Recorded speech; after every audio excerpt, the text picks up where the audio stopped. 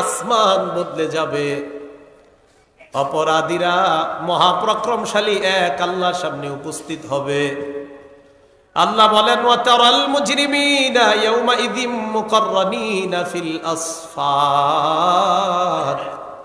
অপরাধী যারা, তাদেরকে দেখবেন শিকলে বেঁধে বেরি পরায়া দাগী আসামির মতো কিয়ামতের ময়দানে উপস্থিত করা হবে। সারাবিলুহুম মিন কাতিরাব ওয়া তাগশা ওয়ুজুহাকুমুন নার। তাদের শরীরের পোশাক হবে আল কাতরার পোশাক, চেহারাগুলা আগুন ঝলসে দিবে। কঠিন পরিস্থিতি হবে।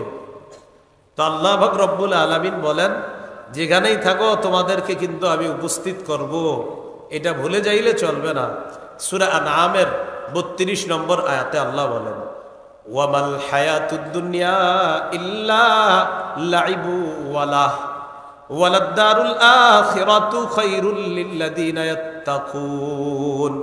পার্থিব জীবন, দুনিয়ার জীবনটা খেল তামাশা ছাড়া আর কিছু না। আর আখিরাতের জীবন যারা আল্লাহরে ভয় করে তাদের জন্য কল্যাণ আর কল্যাণ। আবু যর গিফারি রাদিয়াল্লাহু তাআলা আনহু বলেন, একদিন রাসূল সাল্লাল্লাহু আলাইহি সাল্লামের সাথে হাঁটতেছিলাম। রাসূলুল্লাহ সাল্লাল্লাহু আলাইহি সাল্লাম চাঁদের আলোতে হাঁটতেছেন, আমি একটু দূরে হাঁটতেছি। জানান্তু আন্নাহু ইয়াকরাহু আইয়ামশিয়া মাআহু আহাদ।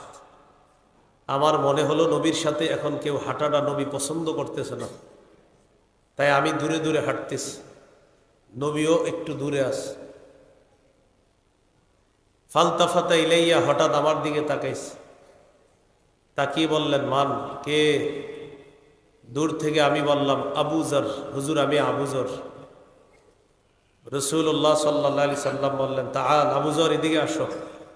বক্স বন্ধ করে দেন, মাইক রাখেন চালু, আওয়াজ কমান। রাসূল সাল্লাল্লাহু আলাইহি সাল্লাম বললেন, আবু যর এদিকে আসো। তো আবু যর গিফারি রাদিয়াল্লাহু তাআলা, বাস এতটুকু রাখেন, আর মেশিনে হাত দিয়েন না। দূরের আওয়াজটাও বাড়ায় না, দূরের আওয়াজ বাড়ায় না, আগের মতোই রাখেন। হ্যাঁ, আবু যর গিফারি রাদিয়াল্লাহু তাআলা আর নবীজির কাছে আসছে। এখন নবীজি আর আবু যর একসাথে চলতেছে। রাসূলুল্লাহ সাল্লাল্লাহু আলাইহি সাল্লাম বললেন, আবু যর, ইন্নাল মুকসিরিনা হুমুল মুকিল্লুনা ইয়াউমাল কিয়ামাহ। দুনিয়াতে বেশি সম্পদশালীরা আখিরাতে সওয়াবে একদম কম হবে। এই কথা বলার পর নবীজি বললেন, ইল্লা মান আতাহুল্লাহু মালা ফানাফাখা আন ইয়ামিনিহি ওয়া আন ইয়াসারিহি।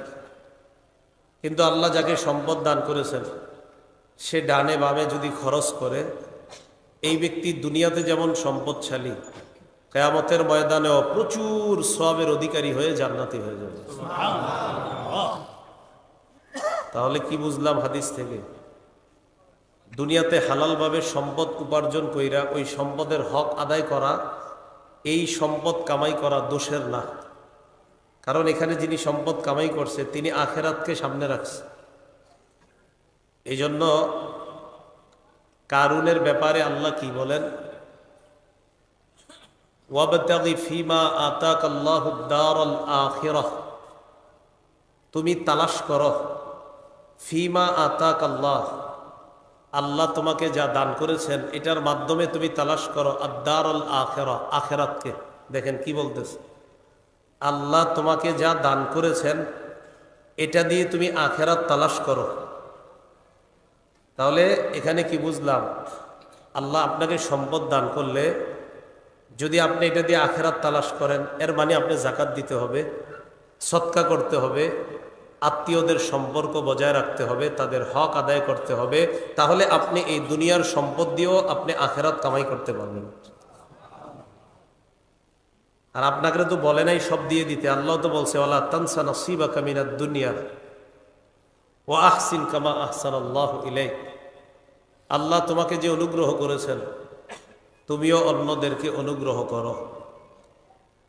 আমরা যে বিষয়টা শিখলাম এখান থেকে, দুনিয়া ইকু দিয়েন না। কোনো মাহফিলে ইকু চললে আমি ওই মাহফিলের শ্রোতাও হইতাম না জীবনেও। আর আমি জিন্দিগিতে গেছি সম্ভবত একটা মাহফিল বা দুইটা মাহফিলে ছাত্র জীবনে, আর জীবনে আমি মাহফিলে যাইনি। ইগো দিয়ে না।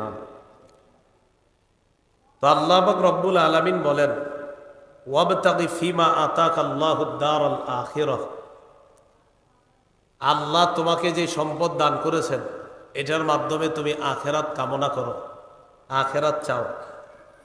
এখান থেকে বোঝা যায় দুনিয়াতে যদি সম্পদ কামাই করি, এই সম্পদ সঠিকভাবে ব্যয় করলে আখেরাতেও ওই ব্যক্তি প্রচুর সওয়াবের অধিকারী হয়ে জান্নাতি হয়ে যাবে।